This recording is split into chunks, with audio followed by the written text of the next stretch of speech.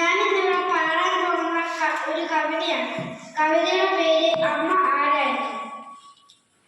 താരാട്ടു പാടിയതമ്മ, താലോലമാട്ടിയതമ്മ, ഞാനുറങ്ങണ നേരത്ത് രാവറിയാതിരുന്നതമ്മ, ഞാനുറങ്ങണ നേരത്ത് നോവറിയാതിരുന്നതമ്മ.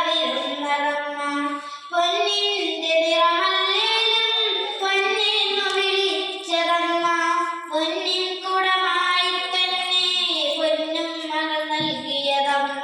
താരാട്ടു പാടിയതമ്മ, താലോലമാട്ടിയതമ്മ, കാച്ചിരിയായി